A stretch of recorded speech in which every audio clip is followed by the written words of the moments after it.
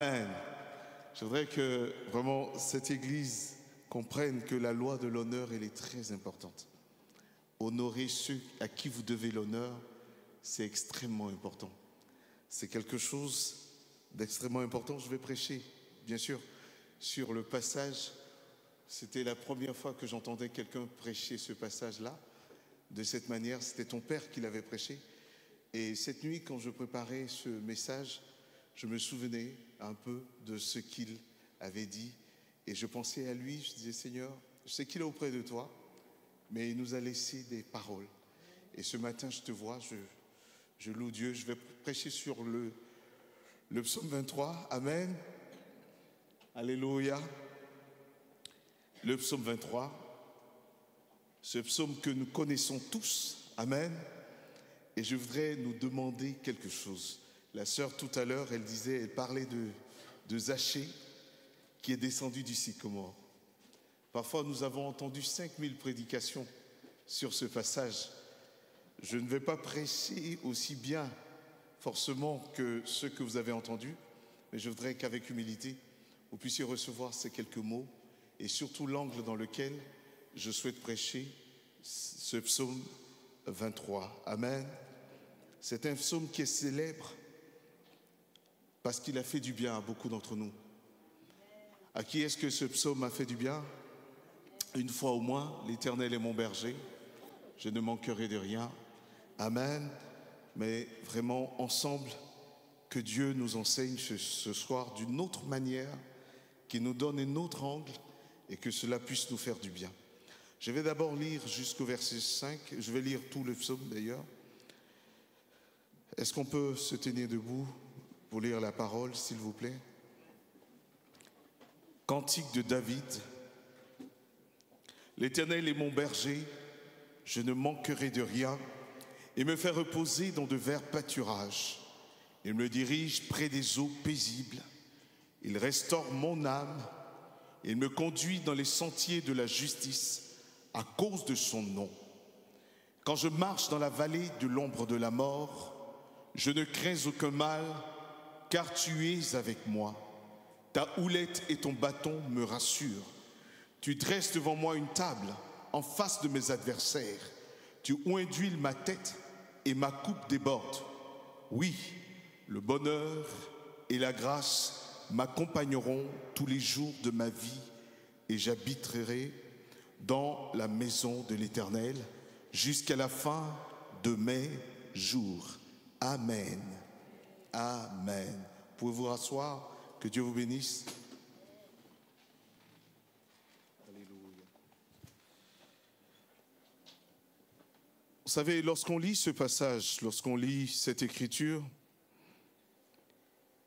on voit que le roi David va évoquer Dieu. Nous sommes sur cette thématique mensuelle, rendre manifestes les promesses de Dieu. Et vous savez, les promesses de Dieu sont pour notre épanouissement, sont pour notre prospérité. Vous savez, le regard de Dieu sur la prospérité n'est pas le même que ce que nous pouvons voir. Nous voyons la prospérité dans la plupart des personnes bling-bling qu'on voit sur les réseaux sociaux, qui affichent un semblant de prospérité, mais qui parfois derrière, ce n'est que masque, mais elles sont des personnes extrêmement malheureuses. Lorsque Dieu te rend prospère, il te donne la paix, il te donne l'assurance de sa protection, il te donne la joie en tout temps, et le Seigneur te donne d'être complètement épanoui et pleinement épanoui. Le roi David écrit ce psaume, qui est un cantique, qui est un poème, un cantique poétique, dans lequel le roi David va témoigner de ce que Dieu est pour lui, de la grâce de Dieu sur sa vie, de ce que le Seigneur a accompli dans sa vie, comment le Seigneur lui a accordé la protection devant tous ces périls, tous ces dangers qu'il a pu connaître dans sa vie et comment Dieu, au quotidien, prend soin de lui. Et le roi David va évoquer deux images. Je voudrais que nous puissions retenir ces deux images.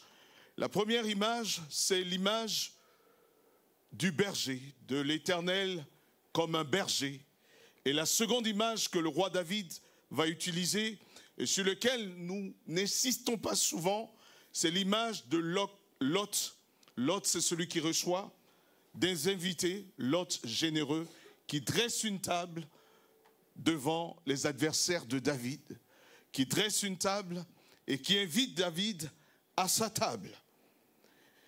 Le thème du message ce matin, c'est prospérer dans l'adversité. Prospérer dans l'adversité. Dans la première partie de ce psaume, on voit David qui présente l'Éternel comme le grand berger. Il emploie l'image du berger pour rappeler que Dieu l'a comblé. Dieu est un bon berger qui a veillé sur lui, qui a pris soin de lui.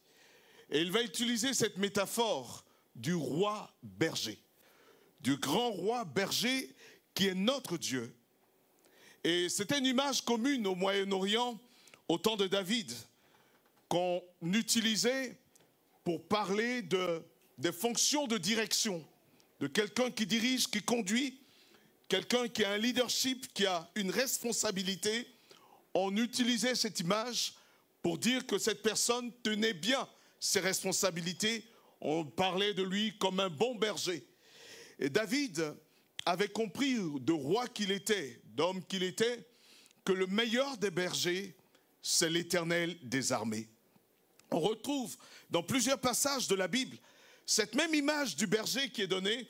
On voit l'image dans Ésaïe chapitre 40, verset 11, parlons du Messie qui viendrait et qui serait un berger. Qui serait un berger. Et on voit dans Jean chapitre 10, verset 13, Jésus-Christ se présente comme le bon berger. Et lorsqu'on lit les écrits des apôtres, dans Hébreux chapitre 13, verset 20, l'auteur de l'épître aux Hébreux parle de Dieu comme le grand berger des brebis. Et parle de nous comme de véritables brebis dont Dieu prend soin au quotidien. Et l'apôtre Pierre parlera également de Dieu comme le grand berger dans 1 Pierre chapitre 5 verset 4. Et c'est parce que l'Éternel était pour David un protecteur, était celui qui prenait soin de David, que David va le présenter comme un berger. Des écrits de David, de ce que David a écrit, nous retenons que l'Éternel comme berger apporte 4 types de bénédictions qu'on pourrait retirer. Quand l'Éternel est ton berger, il y a 4 bénédictions qui se manifestent dans ta vie. Le Seigneur dit, mes brebis entendent ma voix et elles me suivent. Donc, les brebis que nous sommes appelés à suivre le Seigneur. Et ceux qui suivent véritablement le Seigneur, ceux qui marchent à sa suite, qui l'écoutent, qui cherchent à l'entendre, à accomplir sa volonté et à marcher dans ses sentiers, David nous dit qu'il y a 4 bénédictions dont ils peuvent être assurés. La première bénédiction, on la retrouve au verset 2, il dit, il me fait reposer dans de verts pâturages, il me dirige près des eaux paisibles. Oui, comme le fait un berger avec ses brebis, le Seigneur nous conduit dans de verts pâturages pour nous nourrir, pour que nous puissions avoir une bonne nourriture. Et celui qui suit le Seigneur ne manquera jamais de nourriture spirituelle pour son âme. Lorsque tu es dans la souffrance, il y a un verset pour toi. Lorsque tu passes par un moment difficile, il y a un frère, une sœur qui t'appelle pour te fortifier. Soit une image sur laquelle tu tombes, par laquelle Dieu vient nourrir ton âme et te fortifier. Dieu est pour nous un bon berger. Dieu est pour nous celui qui prend soin de notre âme, de notre bien-être intérieur, en sorte qu'il nous donne l'assurance d'une paix. Alléluia. Il fait en sorte que nous ayons une paix profonde. Notre âme se nourrit de la parole et nous nous sentons heureux. Parce que la parole nous fait du bien. Parce que la parole nous transforme. Parce que la parole nous fortifie. Alléluia. Amen. Vous savez, lorsqu'on lit la parole de Dieu, lorsqu'on mange de la parole de Dieu, ça se sent. Quelqu'un qui est bien nourri, ça se voit. Comment est-ce on peut identifier un homme qui est bien nourri et qui ne souffre pas de marasme spirituel, qui ne souffre pas d'anorexie spirituelle, mais qui est bien nourri. Cet homme, il est rayonnant de joie. Quand tu marches, les gens te regardent, se disent, mais d'où vient sa joie? Quelqu'un m'a arrêté un jour pour me demander, mais ça fait plusieurs fois que je te vois. Tu es toujours joyeux. À l'arrêt de bus, je te vois, tu es toujours joyeux. Dis-moi ce que tu prends. Il s'attendait à ce que je lui dise que je prends du shit, mais je prends de la parole de Dieu. Alléluia. Lorsque tu as la parole de Dieu, tu es joyeux. La parole égaye notre âme. C'est pourquoi Josué, reprenant la suite de Moïse, Dieu dira à Josué que ce livre, au jeune Josué, que ce livre de la loi ne s'éloigne pas de ta bouche. Médite-le jour et nuit. Alléluia. C'est alors que tu réussiras dans toutes tes entreprises. Deuxième bénédiction qu'apporte la soumission à la direction divine, c'est le rafraîchissement spirituel. Le rafraîchissement spirituel. Il dit, tu me conduis près des eaux paisibles. Mes frères et mes sœurs, je vais vous dire une chose.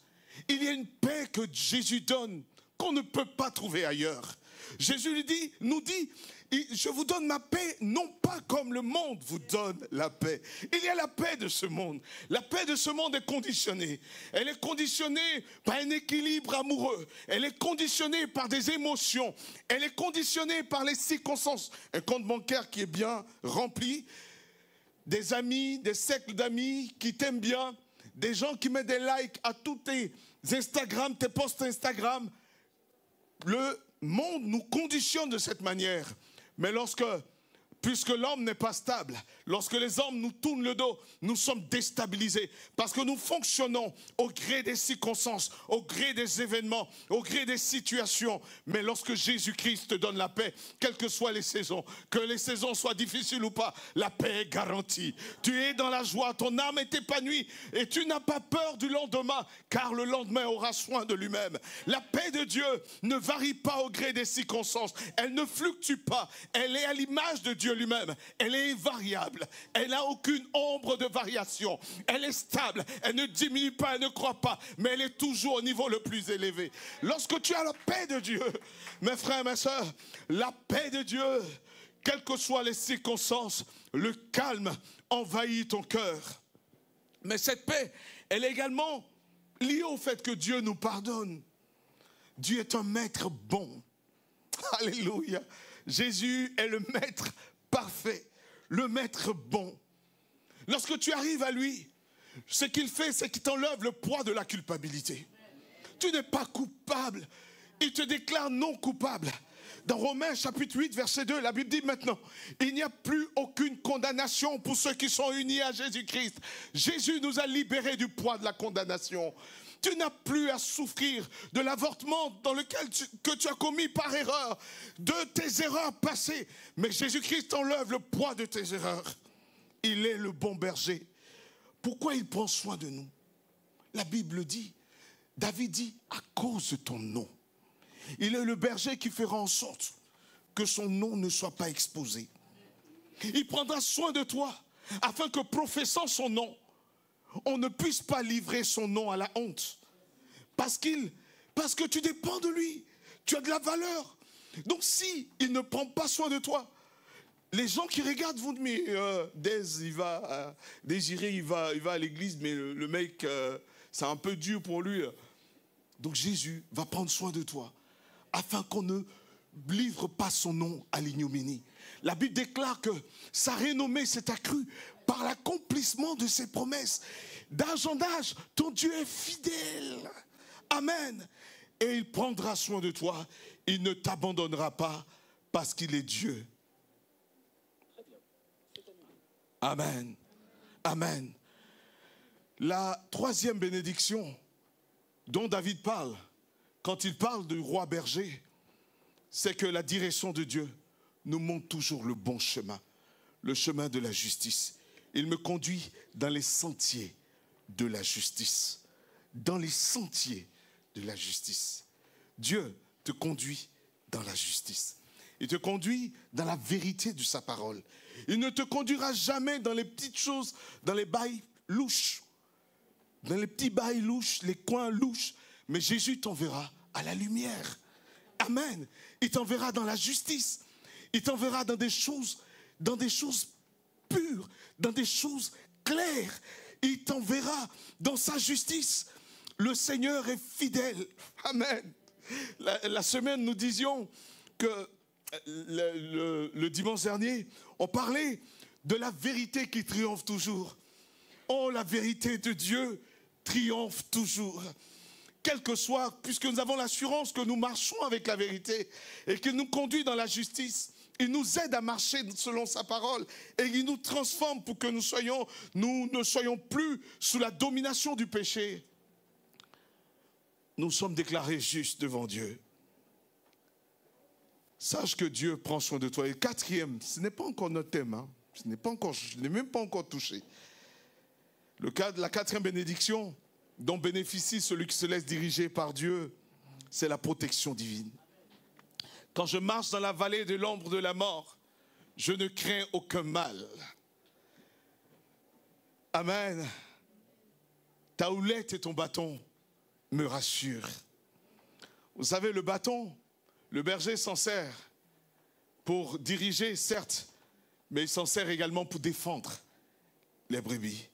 La houlette, c'est un bâton également, mais dont le bout est un peu crochu, avec un crochet, soit un cercle au bout, et dont le berger se sert pour ramener les brebis sur la bonne voie, pour ramener les brebis sur le droit chemin.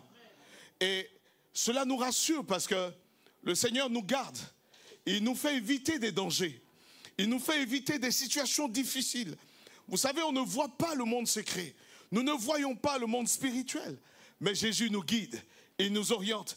Si un jour, vous savez, un jour on arrivera dans le ciel et puis le Seigneur va te dire, mais frère Jean, dis-moi, je vais te montrer ce que j'ai fait éviter.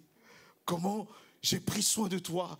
Ce qui ne t'est pas arrivé parce que ma main était sur toi.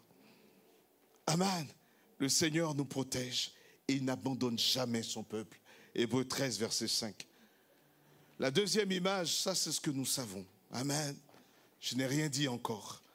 Mais je veux parler de la seconde image qu'on retrouve dans le psaume 23. Les 4 premiers versets, il parle du roi berger, de l'Éternel notre berger. Et au 5e verset, la Bible dit, il dresse devant moi une table. On se retrouve dans un autre décor. Là, l'Éternel est comme un hôte, quelqu'un qui reçoit des invités. Il dresse une table devant moi, mais devant moi en face de mes adversaires. En face de mes adversaires. L'Éternel comme berger me protégeait de mes adversaires en les éloignant de moi.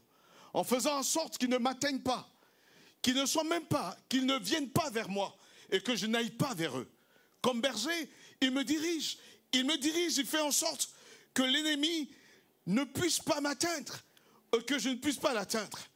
Mais là, on passe à un autre niveau où on retrouve Dieu comme l'hôte généreux. Hôte comme autel, comme celui qui reçoit, l'hôte généreux. Le maître d'hôtel, celui qui reçoit des gens. Il reçoit des personnes à une table. Il dresse une table. Mais à cette table, cette fois-ci, tes adversaires sont invités. Tes adversaires sont en face de toi. Je pourrais me dire, mais c'est bizarre, c'est chelou ça. C'est bizarre. Mes adversaires, surtout pas eux. Je vais vous dire une chose. Pour ne pas que tu sois surpris, nous avons prié. Dieu nous a entendus. Amen. Il y aura des moments où Dieu éloignera nos adversaires de nous. Mais il y aura des moments où il dressera une table entre eux et nous. Amen. Je n'entends pas amen. Où tu pries pour que Dieu l'enlève, mais il est là. Où tu dis, Seigneur, je ne veux plus de lui. Change le voisin. Le mec me fatigue trop. Je ne l'aime pas. Mais le voisin chaque matin. Bonjour voise.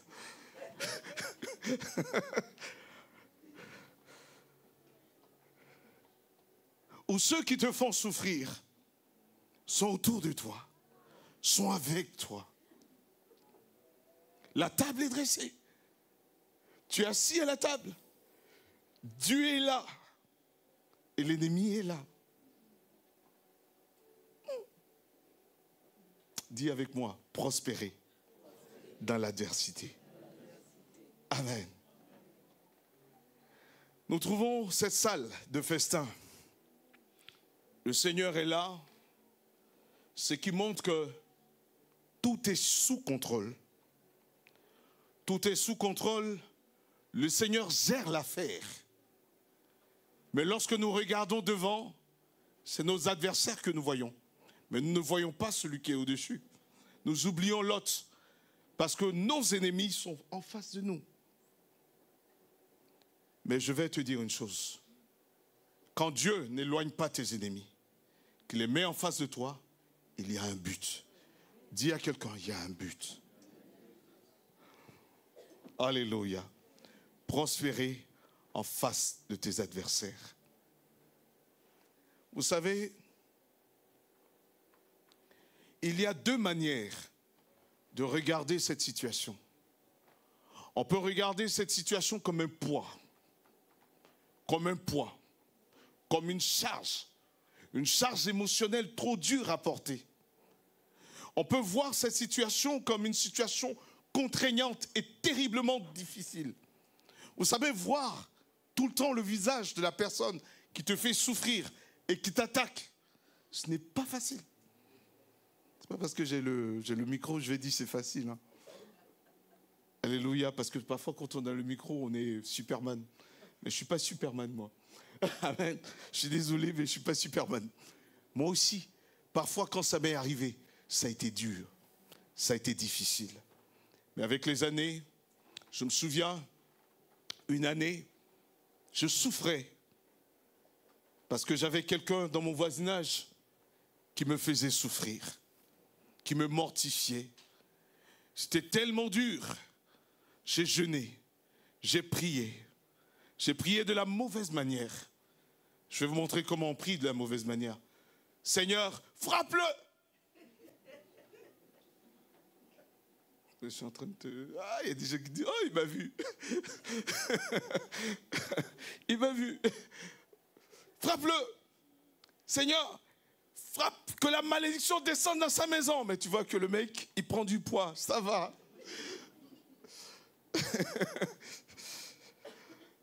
Tu dis, Seigneur, assèche ses ressources. Tu vois qu'il a une nouvelle voiture. Et puis, bonjour, voise.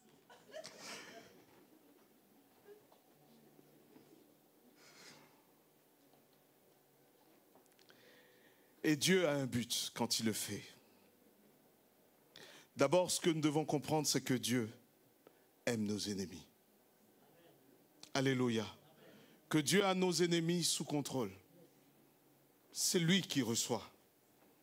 Et il a le contrôle de l'environnement. Ça, c'est la première vérité que tu dois prendre. Et la seconde vérité, c'est que tu dois savoir. Soit tu le prends pour un fardeau, soit tu comprends, et c'est sur ça que je veux partager avec vous, que c'est une passerelle pour que tu vives le triomphe de Dieu. Alléluia. C'est une passerelle, c'est un pont que Dieu a placé devant toi pour que tu vives sa gloire.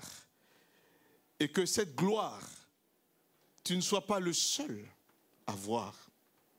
Parce que Jésus veut montrer sa gloire à tes ennemis, tes adversaires. Il veut montrer sa gloire à ceux qui te méprisent aujourd'hui parce qu'ils ne connaissent pas la lumière, parce qu'ils n'ont pas la lumière. Puisque Dieu est bon, Dieu est merveilleux, Dieu est Dieu de grâce, le Dieu d'amour. Il veut toucher tes ennemis afin que tes ennemis réalisent qu'il est ton Dieu et qu'il marche avec toi et qu'il prend soin de ceux qui lui appartiennent et qu'il nourrit ses autres et qu'il prend soin de ceux qui marchent avec lui. Alléluia. David nous dira dans ce passage, il dira, tu oins d'huile ma tête et ma coupe déborde. Alléluia. Tu oins d'huile ma tête. L'huile, dans l'Ancien Testament, c'était le signe de la distinction, de la consécration, de la mise à part. Dieu te distingue. Il montre au monde que tu n'as pas les mêmes valeurs. Il te distingue par tes valeurs. Il te distingue par ta manière de parler. Il te distingue par ta manière de te comporter. Il montre aux gens que tu lui appartiens, que tu es à part. Mais pourquoi cet homme ne dit pas de gros mots? Pourquoi cette femme ne dit jamais de gros mots? Pourquoi on l'entend jamais critiquer les gens? Quelqu'un me disait, je me méfie de quelqu'un qui parle jamais mal des gens. Tu parles pas jamais, je t'ai entendu, ça fait 1 an, tu parles pas mal des gens, je me méfie de toi. Peut-être, tu as le secret de tout le monde ici.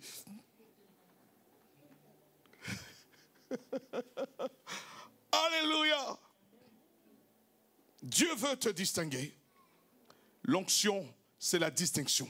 L'onction d'huile te distingue. L'onction d'huile également, l'huile est utilisée pour la guérison.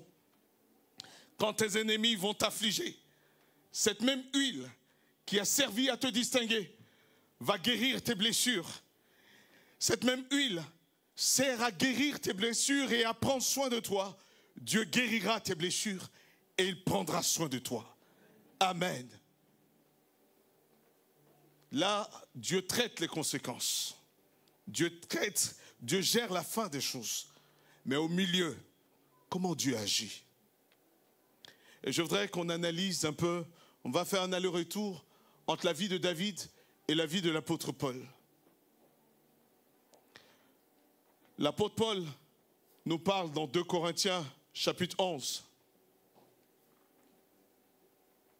Il parle de la souffrance qu'il a subie. Chapitre 11, à partir du verset 23, lorsque tu lis jusqu'au verset 28, l'apôtre Paul parle de ses souffrances. Tout ce qu'il a subi, les coups qu'il a eus, les trahisons qu'il a eues, les dangers par lesquels il est passé, toute la souffrance qu'il a connue. Et l'apôtre Paul arrive au chapitre 12, où il va lever le voile sur pourquoi nos adversaires sont en face de nous. Parce que l'apôtre Paul pouvait dire qu'il avait une écharde. Certains théologiens disent que l'écharde n'était pas une douleur physique, mais c'était peut-être une personne qui le faisait souffrir. Mais l'apôtre Paul dira, j'ai prié 3 fois pour que Dieu enlève cette écharde, mais il a maintenu en me disant, ma grâce te suffit. Il y a parfois certaines situations que Dieu maintient, et lorsqu'on prie, le Seigneur te dit, ma grâce me suffit. Ma grâce me suffit. L'apôtre Paul dira au soir de sa vie, il dira, j'ai combattu le bon combat. Dans Philippiens, qui est l'épître de la joie, il dira, je regarde toutes ces choses comme de la perte à cause de l'excellence de la connaissance de Christ, pour lequel j'ai renoncé à tout. Je le regarde comme de la boue, afin de gagner Christ, d'être trouvé en lui, non point avec ma justice, celle qui vient de la loi, mais avec celle qui s'obtient par la foi en Jésus-Christ. La justice qui vient de Dieu par la foi, afin de connaître Christ, la puissance de sa résurrection et la communion de ses souffrances, en devenant conforme à lui par sa mort. Je veux connaître la communion avec Christ, mais la communion de ses souffrances, pour que ces souffrances me transforme et me façonne pour que je lui ressemble. Alléluia. Voilà le but final. Mais comment Dieu le fait? L'apôtre Paul, dans 2 Corinthiens chapitre 12, verset 10 plutôt, 2 Corinthiens chapitre 12, verset 10, il dira, c'est pourquoi je me plais dans mes faiblesses. Comment, qu'est-ce qu'il a découvert dans les faiblesses, dans les outrages, dans les injures des gens, dans la calamité, dans la persécution. Il était persécuté, mais il dit, je me plais dans les persécutions, car quand je suis faible, c'est alors que je suis fort. Le premier élément que tu dois comprendre, c'est que Dieu, à travers l'épreuve, lorsqu'il maintient tes ennemis en face de toi, c'est pour que tu saches qui il est. Amen. c'est que tu le découvres. L'apôtre Paul va dire, il va découvrir que c'est dans les faiblesses que la grâce de Dieu s'opère dans les faiblesses. Que plus tu traverses la persécution, plus Dieu est proche de toi, plus Dieu te prend dans ses bras, plus sa grâce t'enveloppe, plus sa bonté, son amour sont autour de toi. Et l'apôtre Paul dit, je me plais dans les faiblesses parce que c'est là que je sens la grâce de Dieu, je sens l'amour de Dieu, je sens une provision d'amour pour moi lorsque je traverse des situations difficiles. Deuxième élément, il va savoir que la plénitude se trouve en Christ, qu'on a tout pleinement en Jésus. Parfois, nous attendons que nos ennemis se repentent. Non, Seigneur, tant qu'il ne m'a pas demandé pardon, je ne laisse pas tomber. Mais tu vois qu'il ne te demande pas pardon, tu ne sens pas qu'il y a quelque chose que tu dois changer. Le mec ne te demande pas pardon, ou bien la personne ne te demande pas pardon, elle évolue et elle continue sa vie. Le pardon, tu ne l'auras pas auprès de ces personnes. Va vers Christ. Parce que nous avons tout pleinement en Jésus-Christ. Oh, le Seigneur dit, ma grâce te suffit. Ce que je suis te suffit. Ma bonté est suffisante pour toi. Ne va pas chercher la guérison auprès de ceux qui t'ont blessé, de ceux qui t'ont humilié. Ne va pas chercher le relèvement auprès de ceux qui t'ont rejeté. Mais tu as tout pleinement en moi. J'ai tout. Jésus dit, j'ai tout. Viens à mes pieds. Viens, prosterne-toi devant moi. Tu verras si je ne te console pas. Tu verras si je ne suis pas tes larmes. Tu verras si je ne suis pas celui qui prend soin de toi. Ta guérison est en moi. Ton bonheur est en moi. Ta justice est en moi. Ta paix est en moi. Ta joie est en moi. Mais ta joie ne viendra pas des hommes. L'apôtre Paul a vu que la plénitude se trouve en Jésus-Christ. Et alors, il terminera par dire au verset 10 de 2 Corinthiens chapitre 12, il dira, car quand je suis faible, c'est alors que je suis fort, mais pas avec ma propre force, mais avec la force du Seigneur. Quand je suis faible, c'est là que je sens la force du Seigneur. Et l'apôtre Paul va dire également, il dit, j'ai prié 3 fois afin que le Seigneur me délivre, mais il ne m'a pas délivré. J'ai vu qu'il avait une autre voie. Cette épreuve a permis à l'apôtre Paul de savoir que les voies de Dieu ne sont pas les voies des hommes, de découvrir que la volonté de Dieu n'est pas la volonté des hommes, que quelque chose peut paraître naturel, quelque chose peut paraître normal. Quelqu'un qui a une écharde, on enlève l'écharde. Mais Dieu dit, je n'enlève pas, car ma puissance s'accomplira dans l'écharde. Quand est-ce qu'une faiblesse devient une force? Wilfrido Pareto, l'économiste, John Maynard Keynes, des économistes, n'ont jamais établi que la faiblesse était une force. Mais c'est un processus qui n'appartient qu'au royaume des cieux. Et le royaume duquel nous provenons, le royaume dont nous tirons notre source, lorsque nous sommes faibles, c'est là que nous devenons dangereux. Ah, tu veux voir, quand est-ce que la sœur Rosa est dangereuse? C'est quand elle est faible. Ah, faut pas penser qu'elle est faible et que tu vas la toucher. Sa faiblesse révèle la puissance de Dieu. Alléluia! Sa faiblesse révèle la puissance de Dieu. Il va également apprendre que Dieu est bon à son égard. Il va apprendre que Dieu est bon puisque s'il se plaît dans les faiblesses, s'il se plaît dans les outrages, s'il se plaît dans la persécution, s'il se plaît dans le péril, c'est qu'il a découvert que personne ne peut mettre fin à ses jours sans l'autorisation de Dieu. Amen. Il a cette assurance que la protection divine est supérieure à toute protection. Et c'est ce que David a su de Dieu. David a connu toutes ces étapes. David a connu que la voix de Dieu était supérieure à la voix des hommes, que la protection de Dieu est au-dessus de toutes les protections. C'est pourquoi lorsqu'il se retrouve devant Goliath, tous ceux qui voyaient Goliath et les muscles de Goliath tremblaient parce qu'on le voyait qu'il était bien, qu'il était passé à la salle de sport de l'époque.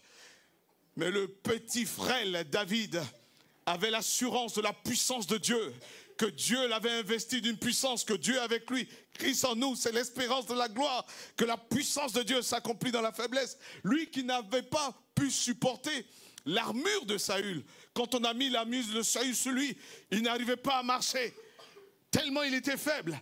Mais lorsqu'il se retrouve devant le géant, il dit, tu viens contre moi avec le javelot, la lance, moi je vais contre toi au nom de l'Éternel, je te couperai la tête. Alléluia. Et il va couper sa tête parce qu'il savait avec qui il marchait. David savait. Mais comment David a su? Parce qu'il a vécu dans un lieu où il y avait des ours et des lions. Comment il savait? Comment il savait que Dieu pouvait le défendre? Parce qu'il a vécu dans la présence, il a dormi à la belle étoile dans une zone où il y avait le lion, il y avait l'ours. Quand tu n'as pas combattu le lion et l'ours, quand tu te retrouves devant Goliath, tu peux trembler. Mais Dieu lui avait donné une instruction. Je te donne la force de vaincre l'ours et le lion. Sache que c'est ton entraînement. Dis à quelqu'un, ce que tu vis là, c'est ton entraînement. Alléluia. Amen. Il a été entraîné. Mais lorsque Dieu va dresser une table devant Goliath, il va oindre d'huile sa tête et sa coupe va déborder. Parce que c'est là qu'on va crier le triomphe de David. Amen. Je voudrais la deuxième raison, la première raison, c'est que Dieu se révèle à David. Il se révèle à David comme le Dieu qui est le Dieu de la plénitude. David apprend les voies de Dieu. Et puis David voit à quel point Dieu est bon. David voit que Dieu est son protecteur et que personne ne peut mettre fin à ses jours. Et puis le deuxième groupe de bénéfices, premier bénéfice, c'est que Dieu se révèle à David. C'est révélé à David. Deuxième bénéfice, c'est que Dieu va équiper David en face de ses adversaires. Quand il marchait dans le vert pâturage, il n'y avait pas d'onction sur lui. Quand il passait par la vallée de l'ombre de la mort, il n'y avait pas d'onction. Parce que Dieu seul était dans l'affaire. Dieu agissait seul dans l'affaire. Pas besoin de la contribution de David. David est là, il mange. David, il se nourrit. Il mange normalement. Il n'y avait pas de contribution de David. Mais la seule fois, il dira à David, regarde, mets-toi là, en face de mes adversaires. Je te sollicite. Maintenant, mets-toi là, en face de tes adversaires. C'est à ce moment-là que David va recevoir l'onction. Quand Dieu te fait passer par l'adversité, c'est pour t'équiper. Alléluia. Mes frères, mes sœurs, lorsque tu es dans un lieu de travail, tu as un chef qui te dit, mais à la virgule près, quand tu oublies une virgule, oh mais c'est pas possible. Mais comment? Ça se fait pas. Comment on peut s'exprimer de cette manière? Et tu te sens humilié. Tu te dis, oh Seigneur, je suis humilié. Ça ne va pas. Oh ce chef, enlève-le là. Et puis Dieu le maintient. Seigneur, je ne veux plus de ce chef. Tu l'as lié je ne sais combien de fois. Mais il est encore en forme. Il est là. Et il continue. Parfois, c'est pour t'apprendre à ne pas laisser des détails. Les chefs les plus difficiles que j'ai eus sur mes lieux de travail, c'est avec eux que j'ai le plus appris dans ma vie. Parce que Dieu m'a équipé auprès de ces personnes. Vous savez, on est parfois léger. Et parfois, tu auras quelqu'un qui va te serrer fort. Quand tu fais une erreur, tu te tapes sur le doigt. Oh Seigneur, intolérant qu'il est. Mais Dieu t'apprend l'excellence. Tu as l'école de l'excellence divine. Le fer aiguise le fer. Le diamant aiguise le diamant. Dieu utilisera un homme pour te façonner, pour t'aiguiser, pour te transformer. Dieu utilisera quelqu'un que tu ne comprends pas pour te fortifier. L'apôtre Paul disait dans 2 Corinthiens chapitre 12, verset 7, il dit, La première chose que Dieu va lui montrer, c'est que il maintient cette situation pour que l'apôtre Paul ne s'orgueillisse point. L'humilité. Pour qu'il soit humble. À cause de tout ce qu'il va emmener dans la vie de David. Vous savez, l'orgueil vient facilement. Et Dieu est le seul qui sait traiter l'orgueil. Au verset 7 de 2 Corinthiens chapitre 12, il dit, c'est pour que je ne sois pas enflé d'orgueil à cause de l'excellence des révélations. Il m'a mis une écharpe dans la chair. Un ange de Satan m'a souffleté et m'a empêché de m'enorgueillir. Dieu permettra. Pour ton caractère, pour ton ministère, puisqu'il veut t'équiper, il va t'équiper de l'humilité. Quand tes adversaires sont devant toi, tu dépends de Dieu. Tu ne peux même pas dire c'est ma force. Tu dépends de Dieu. Seigneur, pas un pas sans toi. Gloria, mets-toi bien, non, ma fille. Pas un pas sans toi. Pas un pas sans toi. Pas un pas sans toi. Je ne suis rien sans toi. Dans cette adversité, tu parviendras au point où tu vas dire, Seigneur, je ne peux pas faire un pas sans toi. Je ne peux devenir rien. Tu vas apprendre à t'abandonner entre les mains du Seigneur et à t'humilier sous sa main puissante. Et pour que, Seigneur, prends toute la direction. Je ne comprends pas, mais prends la direction. Seigneur, j'ai retourné les choses sur toutes les coutures, mais je n'y arrive pas, Seigneur. Je t'abandonne tout. Je m'abandonne. Je m'abandonne. Je m'abandonne. Je veux te connaître plus. Je veux te connaître plus. Je m'abandonne. Parce que plus tu t'abandonnes, plus tu vas découvrir. Plus il va se découvrir à toi. Et tu pourras le connaître. Et tu pourras dépendre de lui. Deuxième élément, non seulement mais en même temps que tu.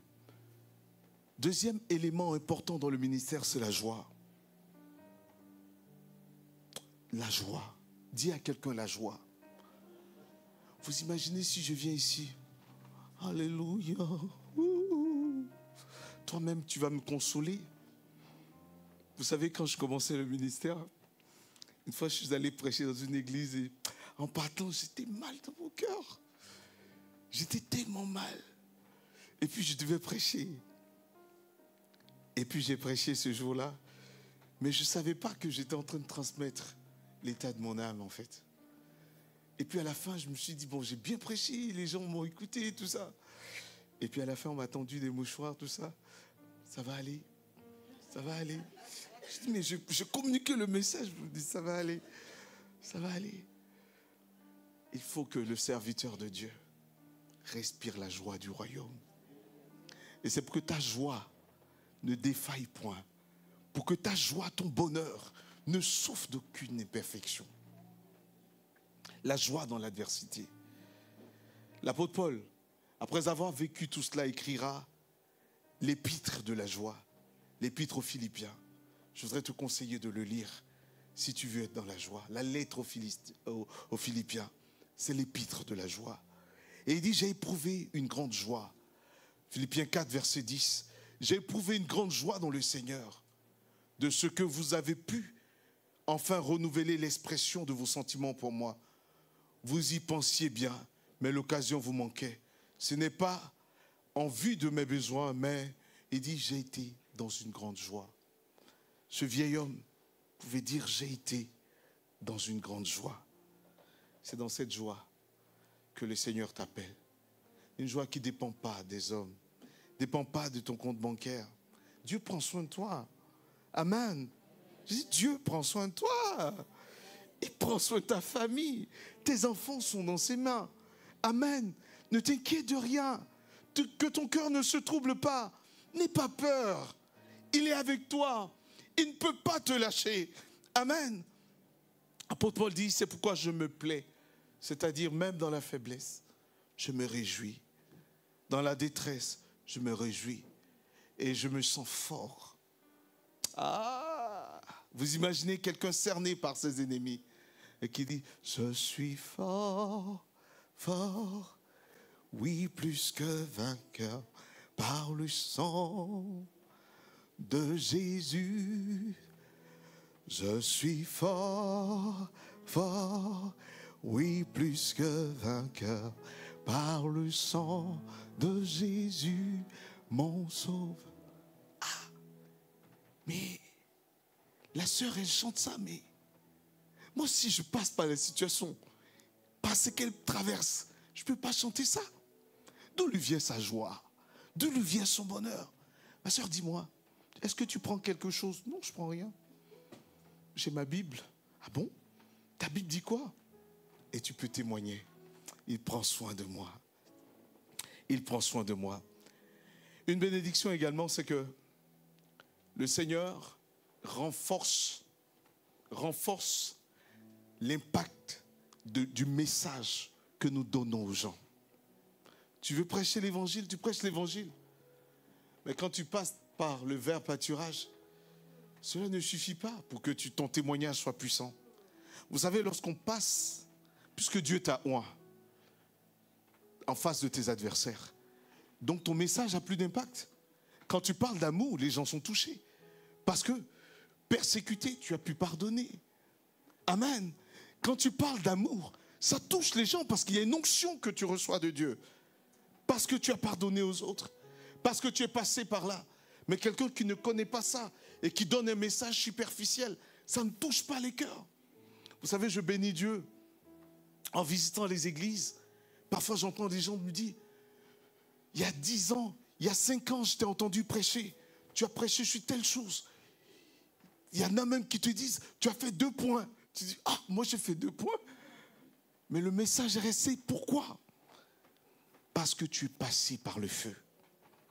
Et Dieu t'a oint en face de tes adversaires. Et l'onction de Dieu fait que ton message est percutant. Amen. L'apôtre Paul dira à cet égard, il dit en effet, Philippiens 1, verset 13, il dit en effet, dans le prétoire et partout ailleurs, nul n'ignore que c'est pour Christ que je suis dans les liens. Et la plupart des frères du Seigneur sont encouragés par mes liens, ont plus d'assurance pour annoncer sans crainte la parole.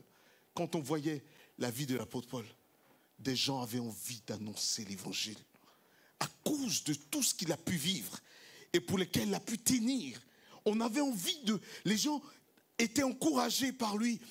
Et il dira, ceux qui m'ont entendu, ceux qui ont connu ma vie, ont plus d'assurance.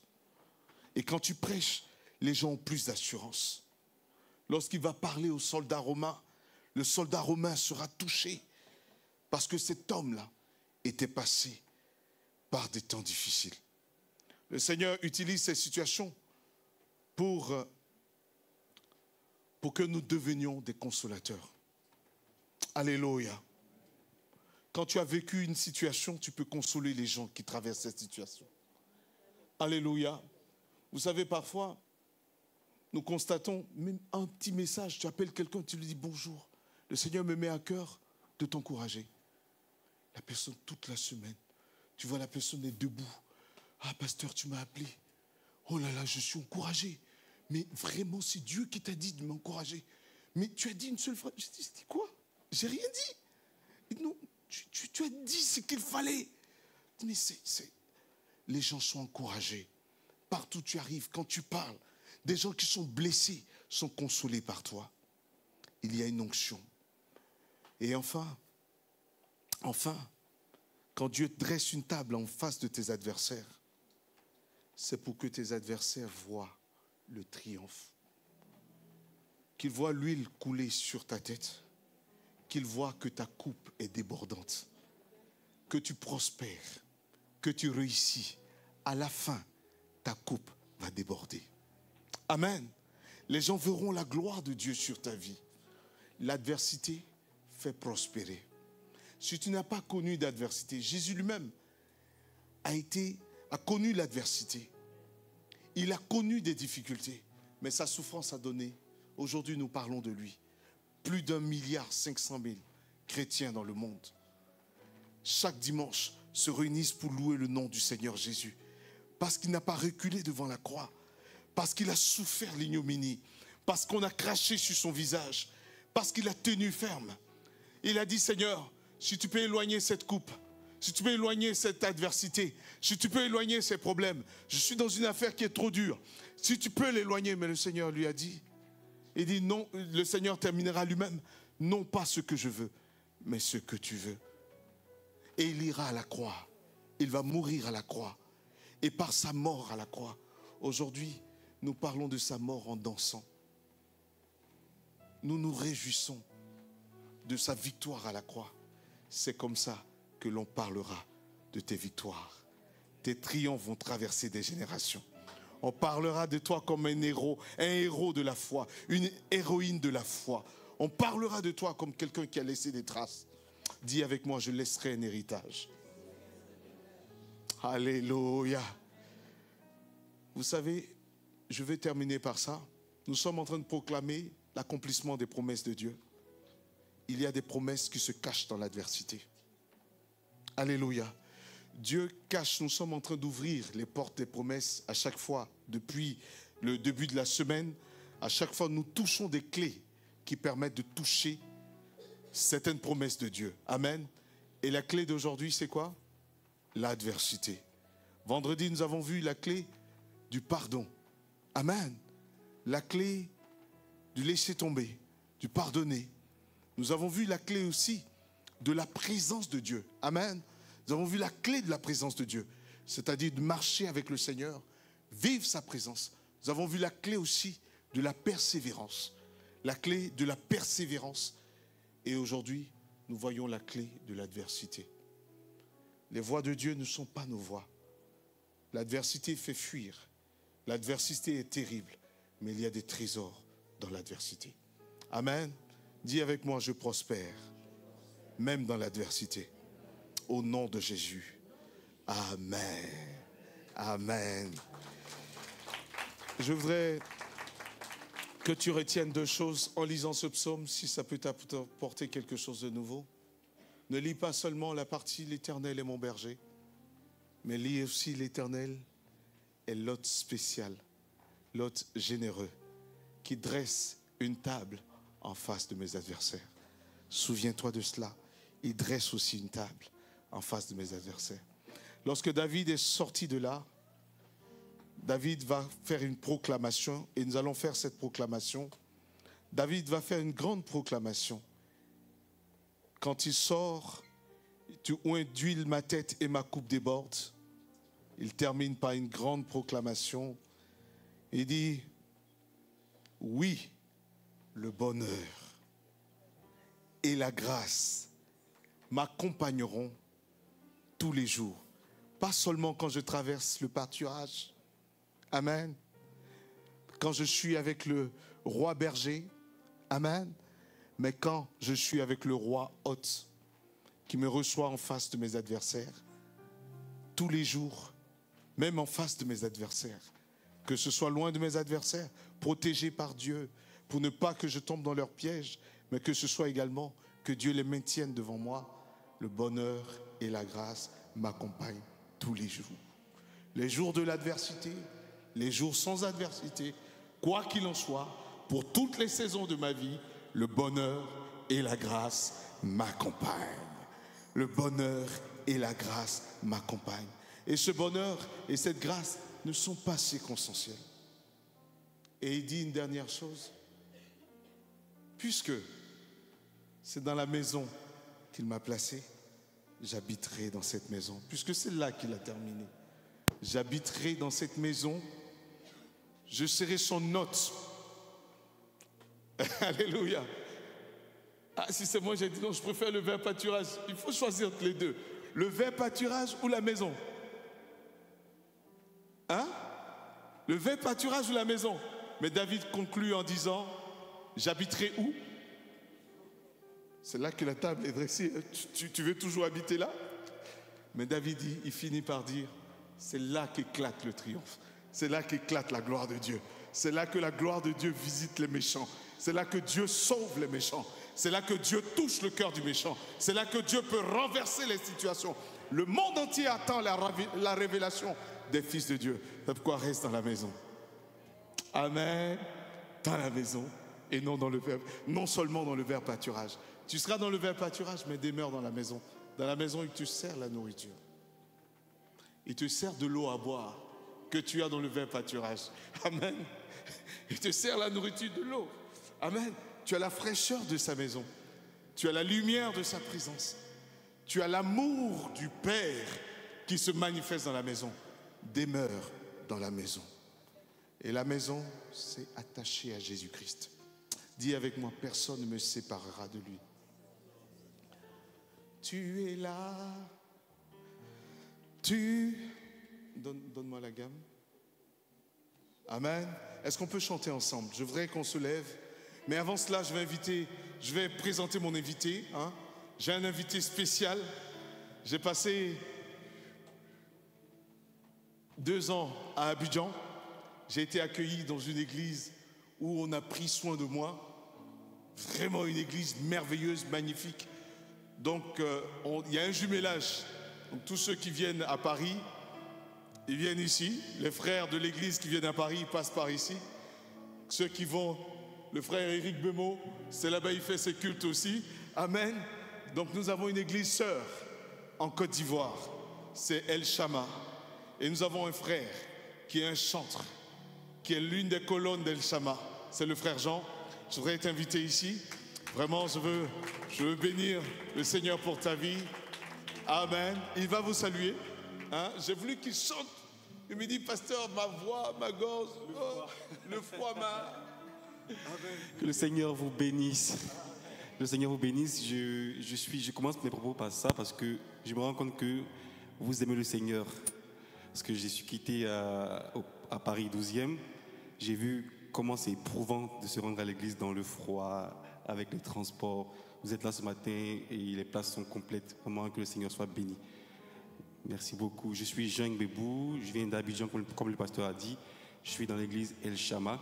On sert le Seigneur dans le groupe musical. Et ça fait plaisir d'être ici avec vous pour passer le culte. Je m'excuse pour le retard. C'était trop compliqué pour moi les transports. Ouais, effectivement, le froid a impacté ma voix. Je ne pourrais peut-être pas chanter ou j'accompagne le pasteur avec plaisir. Et voilà, je suis arrivé il y a 1 semaine. Dimanche dernier, c'était pas possible. C'était un choc de température. J'étais couché à la maison, mais aujourd'hui, j'ai tenu à être avec vous, à voir le pasteur avant de partir, parce que je pars la semaine prochaine, le week-end prochain. Que le Seigneur bénisse. On va prier pour lui. Je vais inviter mon épouse. On va prier pour lui. On va bénir Dieu pour sa vie. Tu vas saluer El Shama pour nous. Avec plaisir. Tu lui as dit qu'on est vivant. Ouais. On va bien ici. Je constate. Je constate. Et il prenne soin de nous. Amen. Tu diras que nous avons une église fantastique, que tu as vu des gens fantastiques, merveilleux. C'est les meilleurs chrétiens de France. C'est la meilleure église qui soit. C'est les gens parfaits. Je le sais pas, mais je le ressens en tout cas. Je le ressens, c'est... Alléluia. On va lever nos mains, nous allons prier pour lui. Bettina, tu peux avancer un peu. Viens devant. Amen. Alléluia. Frère Francis, venez, on va prier pour lui. C'est vrai que tu es à la base.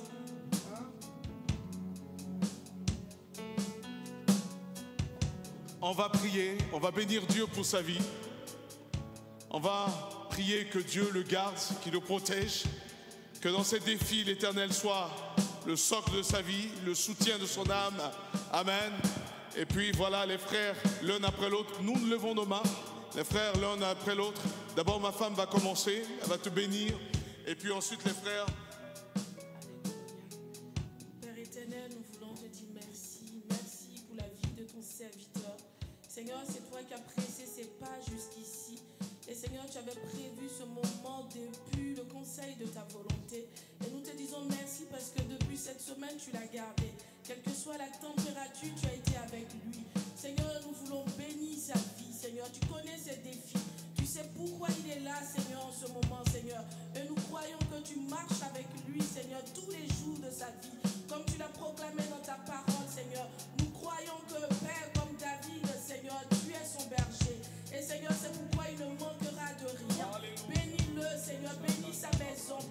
tes projets. Seigneur, que sa coupe déborde, Seigneur, et que ton sang le couvre au nom de Jésus.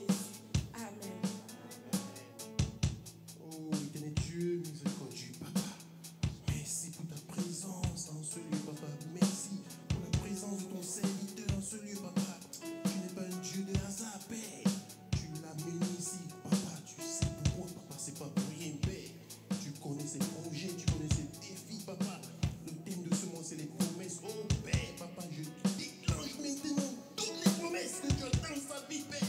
Oh, Seigneur Dieu Tout-Puissant, Papa, accomplis, Papa. Ces desseins que tu as pour lui, Père. Accomplis tes desseins dans sa vie, Papa. Tu connais ses défis, Papa. Je proclame la réussite dans sa vie maintenant. Je proclame, Père, la réussite dans sa vie. Tous les projets, les plans que tu as pour lui, Père, s'accomplissent maintenant, Papa. Conduis-le chaque jour, Père. Marche avec lui, Papa. Oh, Seigneur Dieu Tout-Puissant, que la gloire te revienne. Au nom de ton Fils. Amen. Éternel Père de gloire, cet après-midi encore, je viens te présenter ton Fils éternel, ton serviteur que tu connais par son nom. Éternel des armées, Papa, que tu puisses l'accompagner dans tous les défis de sa vie. Cet après-midi, tu viens de nous rappeler, Éternel des armées, que même quand tu dresses la table en face de nos adversaires, tu es avec nous. Que, Éternel, tu te sers de ce témoignage, alléluia, afin que nous puissions proclamer ton nom et avoir confiance en toi. Éternel, tu connais les défis de sa vie. Tu connais les mauvaises expériences, Éternel, que tu transformeras, Éternel, en témoignage. Éternel des armées, Papa, si à un moment de sa vie, il s'est senti comme Gédéon, le plus petit de sa tribu, rappelle-le que c'est ton choix, que dans le ventre de sa mère, tu l'as choisi pour annoncer ton évangile. Éternel des armées, que ses pas ne s'éloignent pas de toi, qu'il puisse marcher fidèlement selon ta parole, Éternel des armées. Souviens-toi de lui, accompagne-lui dans tous ses combats, dans tous ses défis, afin que tu te glorifies, Éternel. Père de gloire, emmène-lui encore plus loin avec toi, dans la profondeur, alléluia. Éternel, s'il était dans le parvis, Éternel, qu'il puisse entrer dans la chambre haute. Alléluia, que son adoration éternelle des armées, Père éternel, puisse rencontrer le Dieu de gloire, qu'il soit un vase d'honneur éternel, que les dons et les talents que tu as mis en lui puissent se déverser, alléluia, afin d'annoncer ton évangile. Ô éternel des armées, Papa, c'est toi qui le connais, alors prends soin de lui, dans le nom puissant de Jésus. Amen. Merci, alléluia. Est-ce qu'on peut acclamer le Seigneur pour le frère? Que Dieu te bénisse. Merci beaucoup. On aura le temps de prendre des nouvelles plus en détail. Gloire soit rendue au Seigneur. Est-ce qu'on peut s'asseoir? Je vais lancer un appel. Tu es là, pendant que nos têtes sont baissées, bon, faut descendre un tout peu. Allez. Tu es là, présent parmi nous. Je t'adore. Les chanteurs, aidez-moi à chanter. Tu es là, agissant parmi nous. Je t'adore.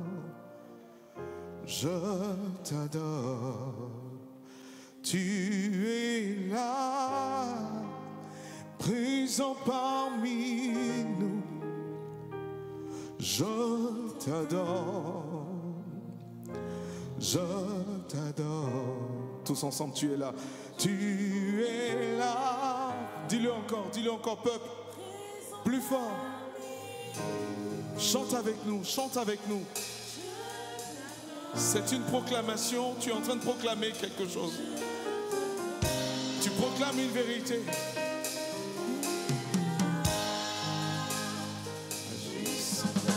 Tu agis parmi nous, Seigneur. Je t'adore.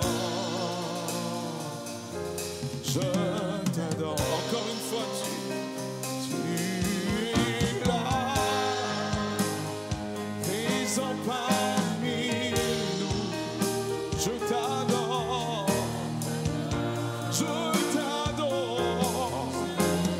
Tu es là, Jésus.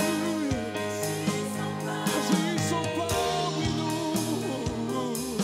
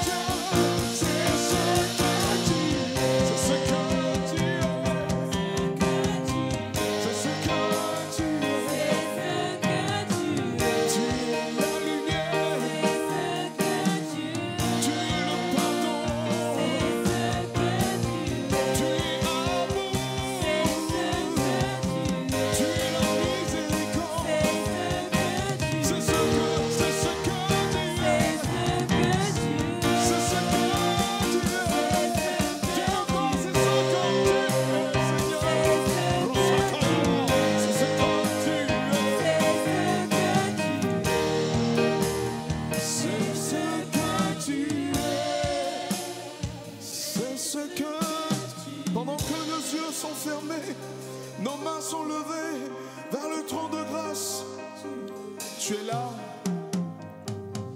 tu n'as pas de repère. Tu veux que Jésus soit ton berger. Lui aussi le veut plus que toi. Il veut être ton berger. Et tu es là. Il faut que tu prennes une décision.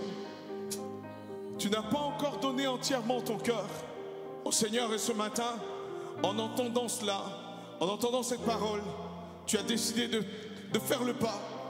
Je voudrais simplement que du lieu où tu es, que tu lèves simplement la main pour dire: Seigneur, je veux te donner ma vie. Pendant que les têtes sont baissées, tu veux faire le pas. Tu as besoin de ce berger. Tu as besoin de cet hôte généreux dont on a parlé aujourd'hui. Tu veux qu'il soit ton berger. Jésus soit ton berger.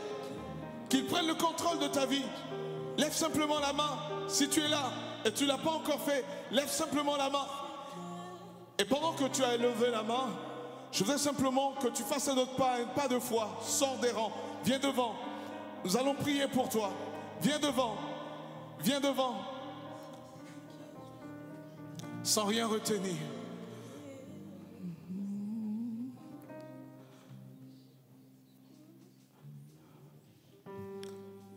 Je me livre totalement.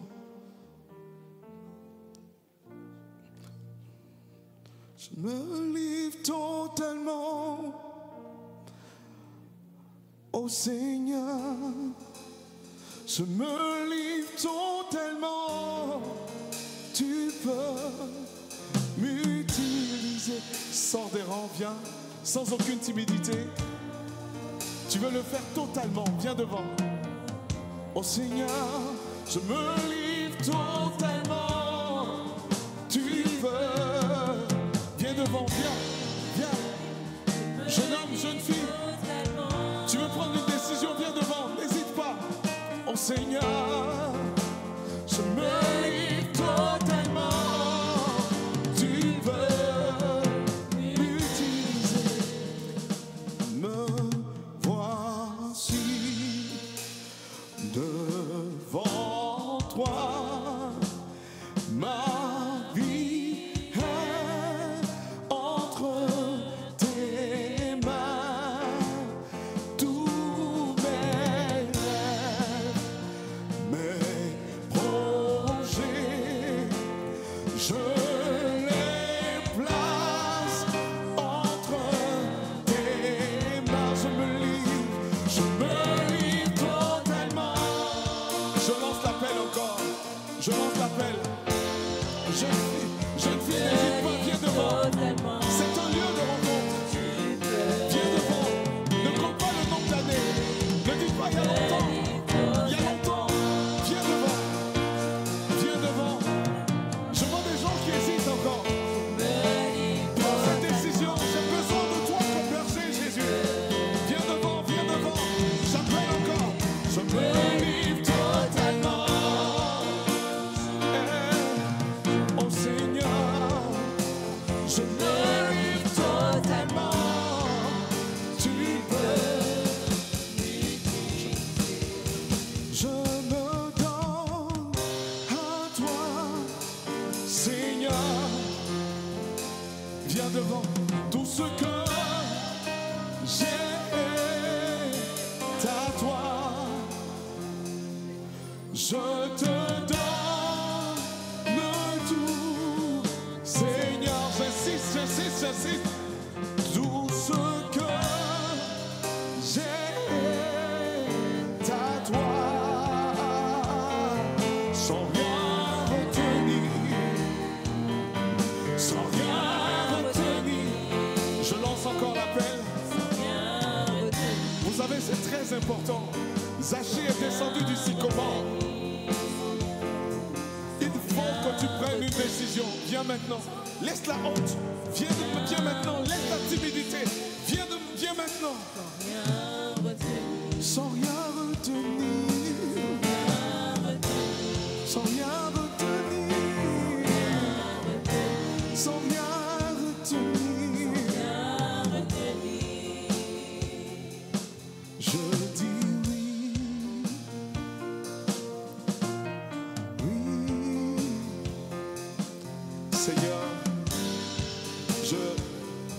C'est le dernier appel. C'est le dernier. Tu dois pas. C'est le dernier. Il faut saisir cet appel. Tu es encore hésitante? Tu es encore hésitante? Tu es encore hésitant? C'est vraiment le dernier appel de ce matin.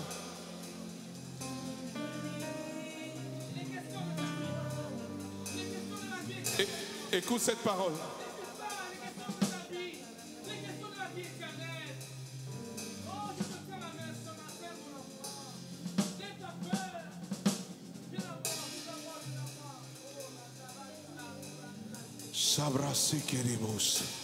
C'est une décision de donner toute ta vie au Seigneur. Vous savez, quand il s'agit du salut d'une âme, le Seigneur insiste. Le Seigneur insiste. Lève-toi maintenant. Viens devant maintenant. Viens devant maintenant. Viens devant. Viens devant. Tu es un homme, tu es une femme. Tu hésites encore. Viens devant. Viens devant. N'hésite pas. Avance. Avance. Avance. Sors des rangs. C'est pas grave. Dérange s'il le faut. Mais c'est pour toi. C'est pour qu'on prie pour toi. Dérange quelqu'un s'il le faut. Mais viens devant. Il y a une décision à prendre.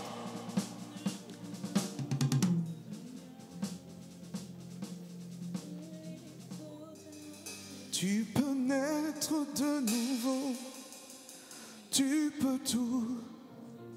C'est un début. Tu as fait des erreurs. Vous savez, le Saint-Esprit me pousse à insister.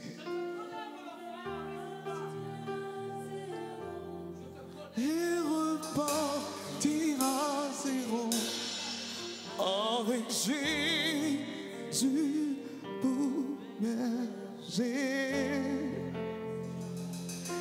Et repartir à zéro, et repartir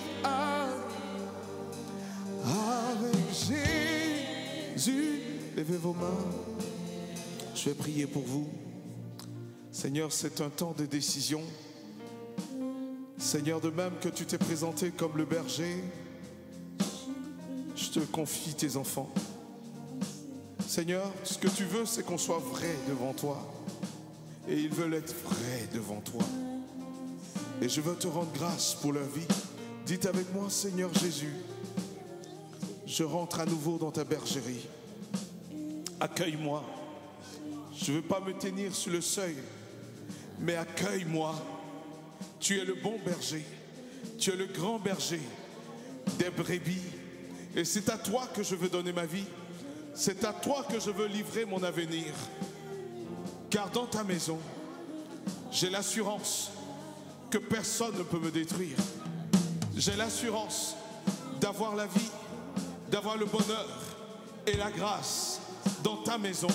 Accueille-moi, Seigneur, dans ta maison. Reçois-moi dans ta maison. Reçois-moi dans ta paix, dans le bonheur de ta maison. Au nom de Jésus, je pousse la porte et j'y entre. Je m'assois à ta table, à ta table, à ta table, à ta table, à ta table. Où est d'huile ma tête? Où est d'huile ma tête? Oh, où est d'huile? Où est d'huile? Parce que j'accepte de t'appartenir à toi seul, à toi seul, à toi seul. Au nom de Jésus, au nom de Jésus. Seigneur, merci. Seigneur, merci pour ces vies. Seigneur, merci pour la paix que tu leur donnes, pour la tranquillité, pour cette nouvelle vie, pour cette nouvelle joie. Oublie le passé. Oublie tout ce qui s'est passé ces derniers temps. C'est un nouveau départ. C'est fini. Ne culpabilise plus, mais ne retourne pas en arrière. Ne pêche plus, afin que ta situation ne se dégrade pas. Ne pêche plus. Reste attaché au Seigneur. Au nom de Jésus, ne retourne pas en arrière. Tu as choisi la bonne part. Jésus est la bonne part pour toi. Reste attaché à lui. Que ton cœur s'attache à lui. Que ton cœur demeure attaché à lui. Ta paix ne viendra pas des hommes, mais c'est de lui que ta paix vient. C'est de lui que ta paix vient. Au nom de Jésus, ne regarde pas aux circonstances que tu es en train de vivre. Ne regarde pas ce que tu traverses. Sache que la paix de Dieu est avec toi. Le bonheur et la grâce t'accompagnent. Dieu est avec toi. Il t'aime. Il t'aime. Et il a des ressources pour toi. Il a des ressources pour toi. Alléluia. Jésus-Christ t'aime. Mon cher frère, au nom de Jésus-Christ. Aujourd'hui, c'est un nouveau départ. C'est un nouveau départ. Oublie tes échecs passés. Oublie tes échecs passés. Appuie-toi sur lui. C'est un nouveau départ. Ce que tu n'arrivais pas à faire, tu réussis à le faire par la puissance du Saint-Esprit. Tu réussis à marcher dans la sainteté, dans la sanctification, dans la pureté, dans le nom de Jésus. Ton désir est exaucé. Le Seigneur te donne la victoire, le triomphe sur tes adversaires, sur tes ennemis, dans le nom de Jésus. Dans le nom de Jésus-Christ, Seigneur, je te rends grâce. Je bénis ton nom pour ce nouveau départ. Au nom de Jésus. Alléluia. Amen. Vous pouvez retourner à vos places. Vous avez la victoire sur le péché, la victoire sur le mal, la victoire sur l'iniquité. Je veux prier pour tous ceux qui traversent des moments difficiles. Tu as une écharpe dans ton dos, quelqu'un qui te fatigue, des situations qui te fatiguent. Tu es en face d'adversaires puissants qui te menacent. Tiens-toi debout. Nous allons prier ensemble. Tu as des adversaires. Ta paix a été troublée. Ton cœur a été troublé par cette situation. Tu as l'impression que tu es incompris, tu es incomprise. Cette situation est terrible, difficile pour toi. Mais Jésus-Christ veut te soutenir. Il veut te fortifier. Cette adversité n'est pas pour te tuer, mais cette adversité est là pour te fortifier. Nous allons prier. Nous allons prier. Je vais inviter mon épouse. Jonathan, viens. On va prier. Alléluia. Gloire à Jésus. On va prier ensemble. On va prier, prenez un micro chacun, nous allons prier pour vous. Le Saint-Esprit veut vous soutenir. L'Esprit de Dieu veut vous fortifier. Il veut vous fortifier. Vous triompherez de cette situation. Alléluia. On va prier pour vous. On va prier. Levez simplement la main en signe de victoire comme Moïse et Aaron. Aaron et Hugues qui levaient les mains avec Moïse. Dieu va combattre pour toi. Il déclare dans sa parole: vous n'aurez pas à combattre dans cette affaire. C'est l'Éternel qui combattra pour vous. Alléluia, c'est lui qui tient tout entre ses mains. Commencez à prier, commencez à prier. Jonathan, mon épouse, priez pour eux.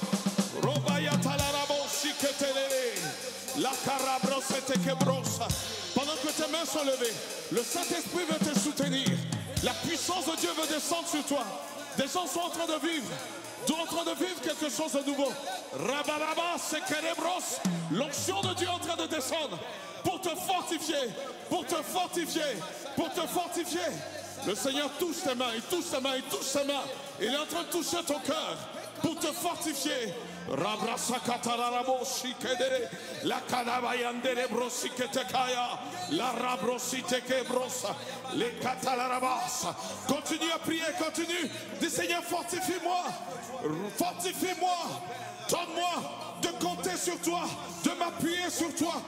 Prie pendant ce temps. Pendant que nous sommes en train de prier pour toi, prie, prie aussi. Dis Père, Père, donne-moi la victoire. Donne-moi la victoire. Soutiens ma foi. Rebrasa kataraba setele, le karabra sekete kobros, li korabra sekete kedebaya, mi katalarabos, shanamayatala, rebrosikete kebros. Cette adversité n'est pas pour te tuer, mais tu auras la victoire. Ta coupe va déborder, ta coupe déborde, déjà ta coupe déborde. Ribayada la rabrosakata, Shabra sekete keros, li karabayada la rabrosikete, les katalarabros. Continue à prier, prie avec foi, prie avec foi, proclame la victoire, proclame la victoire, proclame la victoire de Jésus. Rosakata la rabrosikete, la rabrosikete kerabra de l'edemos, li katalarabrosikete de Robayaba, Shikekabaya. Les carabos, confiance, ce n'est pas facile pour moi de chanter ce refrain, mais je te fais confiance, oh, je te fais confiance, ce n'est pas encore fini, de chanter ce refrain, je te fais confiance. Je te fais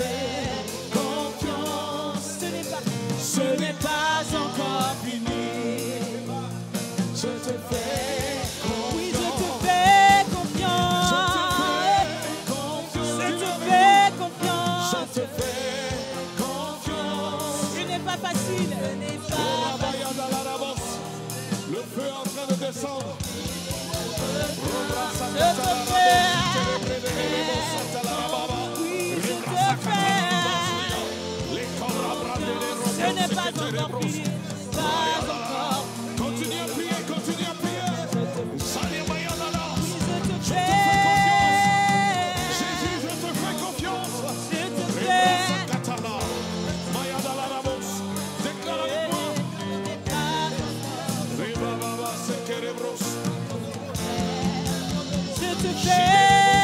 confiance. Oh, ce n'est pas facile pour moi de chanter ce refrain. Alléluia. Amen. Déclare avec moi au nom de Jésus. Sur la base du psaume 55, verset 19, dis avec moi au nom de Jésus. L'Éternel, mon Dieu, mon roi, me délivrera de leur approche. Affichez le psaume 55, verset 19. Nous allons prier sur la base du psaume 55, verset 19. Alléluia, affichez-le. Brosakatararas. Psaume 55, verset 19. Dis avec moi au nom de Jésus. Jésus-Christ, mon Seigneur, mon berger, mon roi, mon hôte, me délivrera de leur approche. Il me rendra la paix, car ils sont nombreux contre moi. Au nom de Jésus, au nom de Jésus, je les taille en pièces. Au nom de Jésus, au nom de Jésus, je me dresse au nom de Jésus, avec la force du Seigneur qui déclare, Ésaïe 49, verset 25, qui déclare qu'il combattra mes ennemis, il sauvera mes fils, ma maison, dans le nom de Jésus. Dans le nom de Jésus, je déclare, je décrète que si l'on forme des complots contre moi, cela ne viendra pas de l'Éternel. Quiconque, dis avec moi, quiconque se liguera contre moi, tombera au nom de Jésus, sous mon pouvoir, sous ma force, sous mon autorité. Il tombe, il tombe, il tombe au nom de Jésus, au nom de Jésus, au nom de Jésus. Dis avec moi au nom de Jésus, devant moi, c'est le psaume 108, verset 13. Devant moi, l'Éternel me donne son secours contre la détresse. Je ne suis pas dans la détresse. Au nom de Jésus, au nom de Jésus, je sors de la détresse. De la détresse, la peur change de camp. La peur change de camp. Le secours de l'homme n'est que vanité. J'ai le secours de l'Éternel. J'ai le secours de mon Dieu. Et je crie victoire. Et je crie victoire. Parce que mon Dieu épargne son peuple, garde son héritage. Et je suis son héritage. Acclame très fort Jésus-Christ de Nazareth. Victoire. Est-ce que tu peux crier victoire? Victoire. Victoire. Alléluia. Soyez encouragés. Soyez vraiment encouragés. Dieu n'est pas loin de vos combats, mais il est avec vous et il combat pour vous.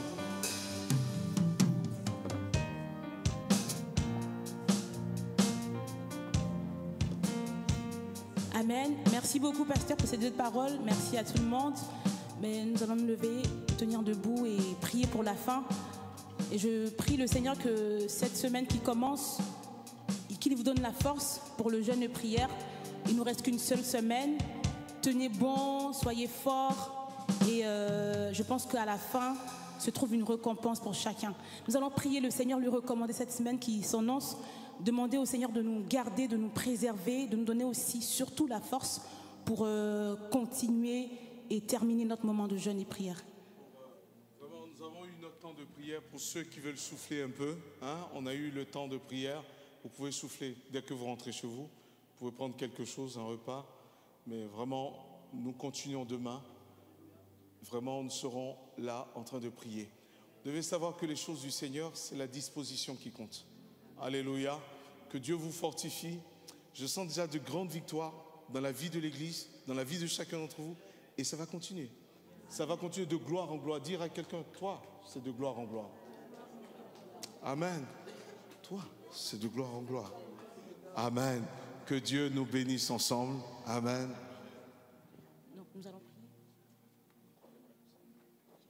Donc nous allons prier pour la fin et je vais inviter par la suite Tata Sabine pour clore par la prière. Donc nous allons prier. Prions le Seigneur ensemble. Père éternel, nous voulons encore te dire merci. Merci pour ce temps merveilleux dans ta présence, Seigneur. Père, c'est vrai qu'il est doux et agréable pour des frères de demeurer ensemble. C'est là que tu envoies ta bénédiction.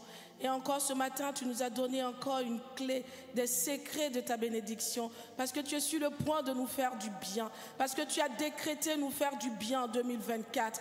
Et Père, Seigneur, pendant que nous disposons, Seigneur, tu es prêt à déployer tes anges dans tous les domaines de nos vies. Seigneur, merci pour ce que tu as commencé à faire. Parce que tu es l'alpha, Seigneur, tu l'emmèneras à accomplissement au nom de Jésus. Seigneur, nous te bénissons pour ce jeûne de prière. Seigneur, nous croyons que cela vient de toi, Seigneur, parce que tu veux nous voir près de toi, proche de toi, plus intime avec toi. Et c'est aussi cela le secret de notre bénédiction. Seigneur, nous te bénissons pour tout ce que tu feras encore, Seigneur. Merci, Seigneur, pour cette semaine, Seigneur, qui s'amorce. Seigneur, nous voulons te la recommander. Seigneur, qui mieux que toi peut nous garder, qui mieux que toi connaît nos défis. C'est pourquoi, Père, nous nous abandonnons à toi. Seigneur, fortifie un frère, fortifie une sœur, Seigneur, qui passe par des moments difficiles, Seigneur. Et je crois que ce matin, nous sortons tous d'ici fortifiés parce que tu es le bon berger qui prend soin de ces brebis que nous sommes. Seigneur, merci pour ton sang qui nous précède dans cette semaine. Et nous sommes victorieux sur tous les défis au nom de Jésus. Seigneur, que ta paix qui surpasse toute intelligence garde nos cœurs en toi au nom de Jésus. Amen.